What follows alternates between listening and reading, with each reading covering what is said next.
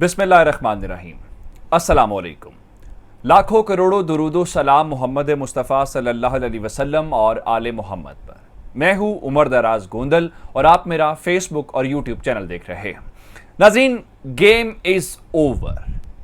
जरदारी साहब ने सारी रात तकरीबन चौधरी बरादरान के घर गुजारी है और खबरें कुछ मुआहदे होने के, इस दौरान नवाज शरीफ के राब्ते के और बहुत कुछ होने की बातें हैं और फिर कुछ लोगों के गायब होने की बातें हैं। ये सारी तफसीलात आपको इस वीडियो के अंदर मिलेंगी। सूरत हाल ये है कि मामला सारे का सारा चौधरी शुजात की हाँ और ना के ऊपर फंसा हुआ था और कल शाम से लेकर रात गए तक चौधरी बरादरान के घर में जरदारी साहब रहे, हत्ता कि उन्होंने अपने घर से खाना भी वहीं मंगवाया और चौधरी बरादरान के घर का खाना भी नहीं खाया। तो उन्होंने कहा नहीं, मेरा वो परहेजी खाना है, तो मुझे चूंकि भिंडी पसंद है और घर से उनका खाना आया। तो चौधरी शुजात साहब ने कहा कि आप यहां से भी खाना खा सकते थे, तो इस बारे में उन्होंने यहां पे खाना नहीं खाया। अब वो एक बात कर रहे थे कि अगर मुझे सोना भी पड़ा तो मैं चौधरी बरादरान के घर ही सो जाऊंगा, लेकिन उनकी एक शर्त थी। शर्त यह थी कि जनाब वो मुलाकात करना चाहते हैं चौधरी परवेज इलाही से और चौधरी मोनिस इलाही से। और इसकी वजह क्या है कि तहरीके इंसाफ ने चौधरी बरादरान को कहा था कि आपको नहीं उनसे मिलना चाहिए। चौधरी बरादरान इस मामले के ऊपर थे और जरदारी साहब इस जिद के ऊपर अड़े हुए थे कि वो इस मुलाकात के बाद बगैर नहीं जाएंगे। अब पहली दो मुलाकातें हुई। पहली मुलाकात के दौरान मोनिस इलाही और परवेज निकल के घर से चले गए थे। अब जरदारी साहब जिस दौरान मौजूद रहे, उस दौरान मोनिस इलाही घर में वापस आए और उनके साथ चौधरी वजात हुसैन के साहबजादे हुसैन इलाही मौजूद थे और उन्होंने आके बताया नंबर पूरा है। लेकिन मोनिस इलाही ने और चौधरी परवेज इलाही ने इस सारे टाइम के दौरान जब वो उनके घर में मौजूद थे उनसे मुलाकात नहीं की। अब मुलाकात नहीं की तो उसके बाद जरदारी साहब ने लंदन में मौजूद नवाज शरीफ से टेलीफोनिक राब्ता किया और टेलीफोनिक राब्ता करके उनको सारी सूरत हाल समझाई।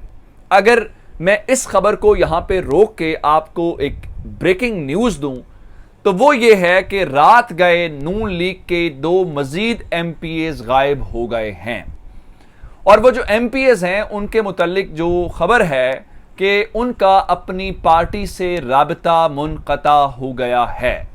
और इसके अलावा एक और खबर सुन लीजिए। PP07 राजा सगीर जहां पे कामयाब हुए हैं, बड़ी कोशिश की गई तहरीक इंसाफ को यहां पे हरवाने की और हराया गया, लेकिन वो कोशिश भी कामयाब नहीं हुई। अब आप कहेंगे वो कैसे? राजा सगीर की कल जो दोबारा गिनती के हवाले से दरखास्त थी वो तो इलेक्शन कमीशन ने पाकिस्तान तहरीक इंसाफ की मुस्तरद कर दी, लेकिन तहरीक इंसाफ की दरखास्त मुस्तरद करने के बाद भी ना तो इलेक्शन कमीशन ऑफ पाकिस्तान ने उनकी कामयाबी का नोटिफिकेशन जारी किया, अगर आप फौरन ना कर दे तो एक अलग बात है, और ना ही उन्होंने अभी तक हल्फ उठाया है। 15 तहरीक इंसाफ के लोगों ने हल्फ उठाया है और 3 जो लोग हैं उन्होंने नून लीग के जो एमपीएस हैं उन्होंने अभी तक हल्फ उठाया है। तो मजमूई तौर पे सूरत हाल इनके यहां पे है। अच्छा, अब इस सारी सूरत हाल के दौरान वापस उस खबर की तरफ कि जरदारी साहब ने नवाज शरीफ से राब्ता किया, लेकिन उस राब्ते से पहले चौधरी शुजात से कहा गया कि आप हमारी हिमायत करें। चौधरी शुजात इस बात के ऊपर डटे रहे। उन्होंने कहा बाकी सब बातें हो सकती हैं, लेकिन मैं चौधरी परवेज इलाही को ही वोट दूंगा। फिर मुआहदा कौन सा किया गया और जो जरदारी के मुतालिक कहा जाता है वो गेम चेंजर हैं, वो मुफाहमत के बादशाह हैं और एक जरदारी सब पे भारी। लेकिन मैं आपको बार बार कह रहा हूं कि उनका मुकाबला इमरान खान से है और इससे फजाएं हवाएं सब कुछ इमरान खान के हक में है। अब जरदारी साहब ने फिर एट द एंड उनको यह कहा कि हम हमजा शहबाज शरीफ को बिठा लेते हैं तो यूं चौधरी परवेज इलाही फौरी तौर पे क्या होंगे कि वो बिला मुकाबला मुंतखब हो जाएंगे, यानी हमारे उम्मीदवार भी हैं।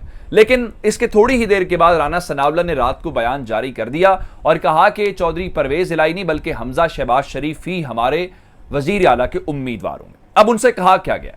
उनसे कहा यह गया है कि ठीक है, हम चौधरी परवेज इलाही को भी वजीर आला बनने देते हैं और यही बात नवाज शरीफ से भी डिस्कस की गई कि क्या हमारे वो मुश्तरका उम्मीदवार हो सकते हैं। लेकिन उनसे कहा गया है कि आप इमरान खान से बेवफाई करें।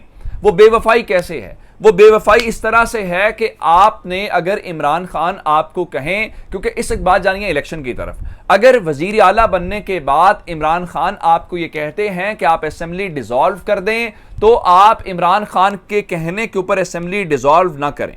और उसके अलावा चौधरी परवेज इलाही एक लिहाज से वजारत आला तो ले लें तहरीक इंसाफ के वोटों से, लेकिन वो तहरीक इंसाफ और इमरान खान के खिलाफ चलें तो हमें कबूल है। अब ये है इलेक्शन से रोकने का रास्ता, इस वक्त इनको अपना सर्वाइवल है। और मैं आपको ये बात बता दूं कि इस सारी सूरत हाल के दौरान गेम इनके हाथ से निकल गई है। आप अंदाजा इस बात से करें, जो रात का सारा तमाशा लगा हुआ है, कि यह मुकाबला चौधरी परवेज इलाही का और हमजा शहबाज शरीफ का है, और नून लीग का अपना कैंडिडेट मैदान में। चलिए, चौधरी बरादरान के मुतालिक तो आप कहेंगे तहरीक इंसाफ के मुतालिक कि वो उनका उम्मीदवार काफ लीग से है, लेकिन आपको कहीं पे नून लीग नजर नहीं आएगी। लेकिन नून लीग खुद नजर नहीं आ रही उनके मुकाबले के ऊपर।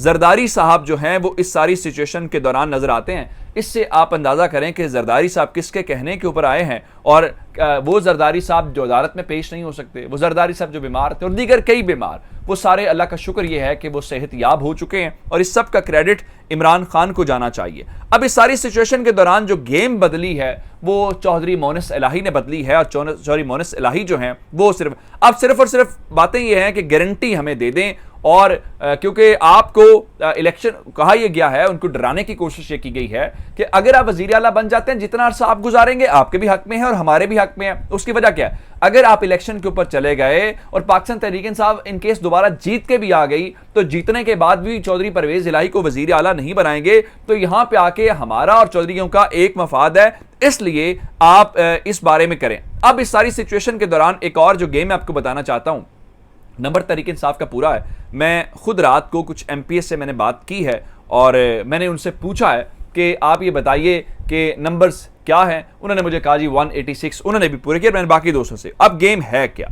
गेम इस वक्त ये है कि दंगा फसाद करना है। गेम इस वक्त ये है कि इलेक्शन को रोकना है।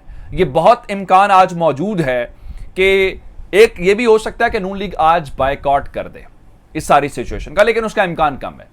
जो असल इम्कान है वो दंगे फसाद का है और एक ऐसी सिचुएशन का है जिसके अंदर आके आप इस इलेक्शन को जितनी जल्दी डिले हो सके या रास्ता रोक सकें, उस बारे में कल एक खत आया।